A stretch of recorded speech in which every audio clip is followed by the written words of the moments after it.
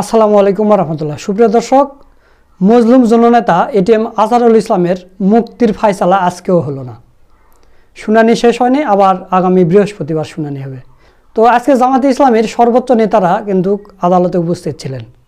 দর্শক, এই বিষয় নিয়ে অ্যাডভোকেট মতিউর রহমান আকুন্দ একটা পোস্ট করেছে, আপনারা এই পাশে দেখতে পাচ্ছেন। আমি একটু আপনাদের পড়ে শোনাই। এরপর শুনানি শেষে আইনজীবীরা প্রেস ব্রিফিং করেছে, সেখানে শিশির মুনির ভাই কি বলেছেন সেই ভিডিওটা আপনাদের দেখাবো। অ্যাডভোকেট মতিউর রহমান আকুন্দ যেটা লিখেছেন সেটা হচ্ছে যে 6 মে 2025 আপিল বিভাগের পূর্ণাঙ্গ বেঞ্চে মজলুম জননেতা এটিএম আজহারুল ইসলামের মামলা শুনানি শুরু হয় সকাল 10টার কিছু আগে। 11টা পর্যন্ত শুনানির পর কোর্ট বিরতিতে যায়। বিরতির পর 11টা থেকে 11:47 পুনরায় শুনানি শুরু হয়। মামলা শুনানিকালে সংগঠনের সেক্রেটারি জেনারেল সহ কেন্দ্রীয় নেতৃবৃন্দ ও বিপুল সংখ্যক আইনজীবী আদালতে উপস্থিত ছিলেন। 1টা থেকে 1:16 পর্যন্ত শুনানি শেষে কোর্ট মুলতবি হয়ে যায়। বৃহস্পতিবার সকালে আবারও শুনানি হবে এবং ওই দিনই শেষ হবে ইনশাল্লাহ। মহান রব্বুল আলামিন আজহার ভাইকে জনগণের মাঝে ফিরে আসার তৌফিক দিন, আমিন।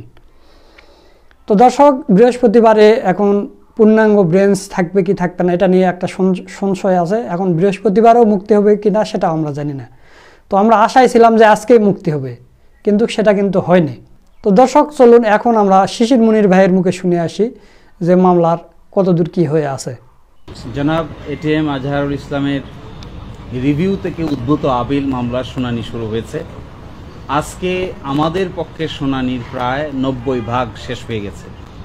বাকি 10% শুনানির সকালে 1 নম্বর আইটেম আকারে বাকি অংশ শুনানি অনুষ্ঠিত হবে ইনশাআল্লাহ। আমরা এই শুনানিতে মূল কথা যেটা বলেছি, প্রথম হলো আমরা বলেছি রাজনৈতিকভাবে উদ্দেশ্য প্রণোদিত হয়ে জামায়াতের নেতৃবৃন্দকে আগে ফাঁসি কার্যকর করা হয়েছে। তিনি এখনো বেঁচে আছেন, তার ফাঁসি রায় দেওয়া হয়েছিল, এটিও ছিল রাজনৈতিক বিবেচনায় তাকে। কারণ হলো যে একটি ঘটনায় তাকে ফাঁসি দেওয়া হয়েছে, সেই ঘটনায় সাক্ষীরা এসে আদালতে বলছেন যে তারা 3 কিলোমিটার এবং 3.5 কিলোমিটার দূরে থেকে তারা দেখেছেন যে আজহার সাহেব নাকি ঘটনার সঙ্গে জড়িত, এবং এটাও বলেছেন যে আয়োরকে নিয়ে যে স্টেটমেন্ট আমরা বলেছি, আয়োর কাছে যে আমাদের স্টেটমেন্টটা আদালতে যারা এসেছেন তারা না আসা সত্ত্বেও আমাদেরকে কোনো কন্ট্রাডিকশন নিতে দেন নাই, এবং কাস্টমার ইন্টারন্যাশনাল ল অর্থাৎ আন্তর্জাতিক আইনের প্রযোজ্যতা হবে না এই মর্মে আপিল বিভাগ আগে রায় দিয়েছেন জনাব কাদের মোল্লার মামলায়। আমরা আজকে এটাও বলেছি যে আন্তর্জাতিক আইনের প্রযোজ্যতা ছাড়া ইন্টারন্যাশনাল ক্রাইমস ট্রাইব্যুনাল আইনের অধীন সম্ভব নয়। আমি আশা করব আমাদের আপিল বিভাগ পূর্ণাঙ্গ বেঞ্চ আন্তর্জাতিক আইনের প্রযোজ্যতা এখানে অবশ্যই পজিটিভ অর্থে ডিসাইড করবেন। জনাব আজহারুল ইসলাম সাহেবকে 2 নম্বর, 3 নম্বর এবং 4 নম্বর চার্জে যে মৃত্যুদণ্ড দিয়েছেন, এই মৃত্যুদণ্ড থেকে তাকে বেকসুর খালাস ইনশাআল্লাহ। এবং এটা যে আগে জনাব কাদের মোল্লাকে শর্ট অর্ডারের মাধ্যমে যেভাবে মৃত্যুদণ্ড কার্যকর করা হয়েছে, এই কার্যকর মৃত্যুদণ্ডের প্রসেস এই ভারতীয় উপমহাদেশের 400 বছরের ইতিহাসে এই ধরনের কোনো ঘটনা কোনোদিন ঘটে নাই। তারপরেও একজন ব্যক্তির রিভিউ মামলা নিষ্পত্তি হয়ে যাওয়ার পর একটি সংক্ষিপ্ত আদেশের মাধ্যমে তার মৃত্যুদণ্ড 2013 সালের 12 ডিসেম্বর কার্যকর করা হয়। তড়িঘড়ি করে, যেহেতু 14 সালের 5 জানুয়ারি নির্বাচন হওয়ার কথা ছিল, তাই রাজনৈতিক প্রতিপক্ষকে ঘায়াল করার জন্যই তড়িঘড়ি করে শর্ট অর্ডার দিয়ে একটি মৃত্যুদণ্ড কার্যকর করা হয়েছে।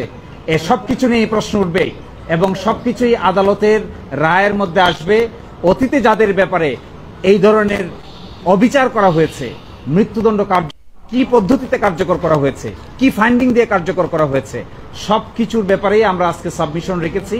আমরা আশা করব আমাদের এই উচ্চ আদালতের পূর্ণাঙ্গ বেঞ্চ তাদের রায়ে এই সব কিছুর একটা রিফ্লেকশন থাকবে এবং বাংলাদেশে অতীতের করা এই বিচার ব্যবস্থার একটি সম্মানজনক সমাধান হবে। আপনি কয়েকটা জায়গায়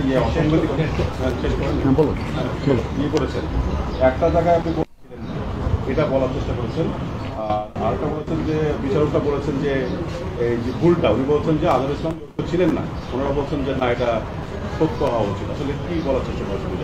একজন সাক্ষী যিনি 4 নম্বর সাক্ষী ছিলেন রাষ্ট্রপক্ষের, তিনি আদালতে এসে আমাদের ক্রস এক্সামিনেশন জবাবে বলেছিলেন যে এটিএম আজহারুল ইসলাম সাহেব ঝাড়োয়ার বিলের ঘটনার সঙ্গে জড়িত মর্মে তার কোনো সম্পৃক্ততা নেই, এই কথা আদালতে বলেছেন।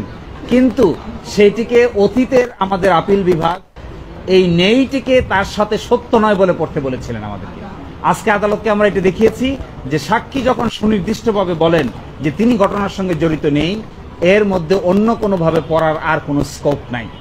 আর আরেকটি কথা, এখানে 6 কিলোমিটার দূর থেকে দেখছেন যে ট্রেন থেকে আমরা নামতেছি।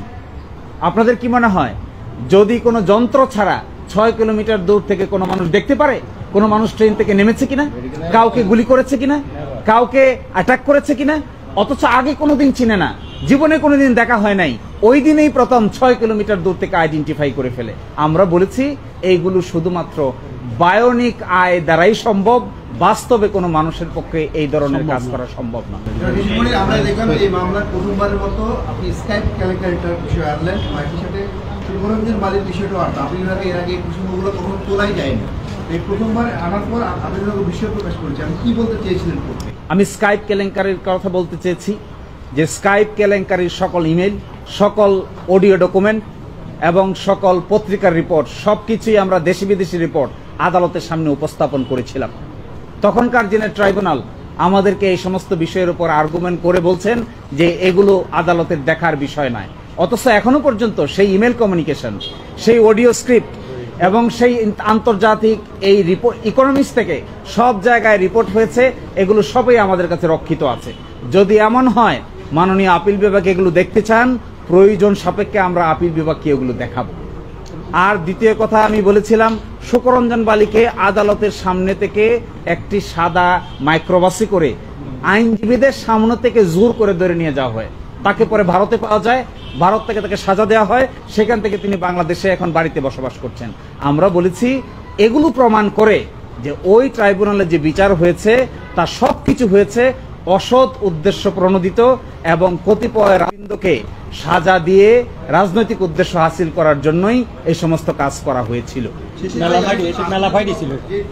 আইনটা আছে সেটার সাথে আমাদের যে আইনের উপর কতটুকু প্রভাব ফেলেছিল আপনি কোর্টকে জানতে চেয়েছিলেন, আপনি কোর্টে গিয়েছিলেন, কি বলছেন? আমাদের যে আইন 1973 এর আইন আমরা বলেছি, এই আইন তৈরি করা হয়েছিল 195 জনের বিচার করার জন্য, যারা পাকিস্তান আর্মি ছিলেন এবং যাদেরকে আইডেন্টিফাই করা হয়েছিল, কিন্তু ত্রিপক্ষীয় চুক্তির মাধ্যমে এই সমস্যার সমাধান করা হয়েছে।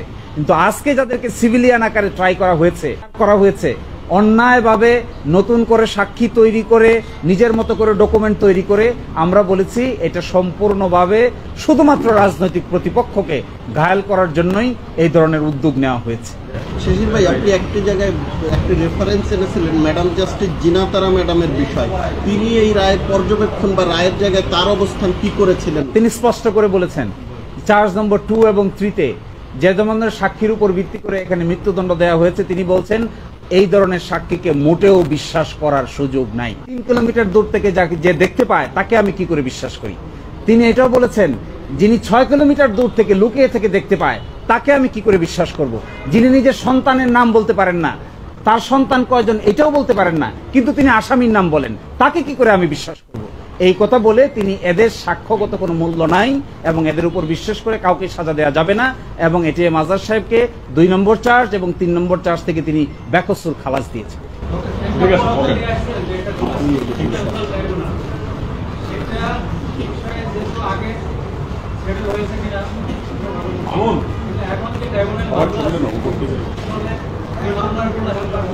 এই মামলা কোনো হ্যাম্পার হবে না, কারণ আপনারা জানেন যে 1973 সালের এই আইনের এই ডিফিকাল্টির কারণে করা হয়েছে। এই আইন সংশোধন করে ক্রাইম এগেইনস্ট হিউম্যানিটি সংজ্ঞার মধ্যে ওয়াইড স্প্রেড এবং সিস্টেমেটিককে অ্যাড করা হয়েছে। ফলে এখনকার যে আইনের বিধান আছে এই বিধানে আন্তর্জাতিক মানের কোনো ঘাটতি নাই, কিন্তু অতীতে যা ছিল আমরা সেটাই আর্গুমেন্ট করেছিলাম যে ওয়াইড স্প্রেড এবং সিস্টেমেটিক অ্যাড করা হোক। উচ্চ আদালত তার এইটার ব্যাপারে অবজারভেশন দিক বলে দিয়েছেন আন্তর্জাতিক আইন এখানে প্রযোজ্য হবে না, কিন্তু এখনকার আইনে আন্তর্জাতিক আইনের প্রযোজ্যতা সংশোধন করা হয়েছে। সুপ্রিয় দর্শক, আপনারা শিশির মুনির ভাইয়ের মুখে শুনলেন মামলা কি অবস্থা। তো আমরা আশা করি যে আগামী বৃহস্পতিবারের মধ্যে এটা শেষ হবে এবং মজলুম জননেতা এটিএম আজহারুল ইসলাম আমাদের মাঝে ফিরে আসবে। আর যদি না আসে তাহলে বুঝবো যে আসিফ নজরুল স্যার এখনও ঘুটি করতেছে, তলে তলে রয়ের এজেন্টগিরি করতেছে এবং জামাত নেতাদের মুক্তি দিচ্ছে না। তো এরপর হয়তো কঠোর আন্দোলন হবে, আমরাও রাস্তায় নামবো ইনশাল্লাহ, আজহার ভাইকে মুক্ত করে আনবো। এই কথা বলে আজকের ভিডিও এখানে শেষ করছি। ভিডিওটা ভালো লাগলে অবশ্যই শেয়ার করবেন। সকলকে ধন্যবাদ। আসসালামু আলাইকুম ওয়া রাহমাতুল্লাহ।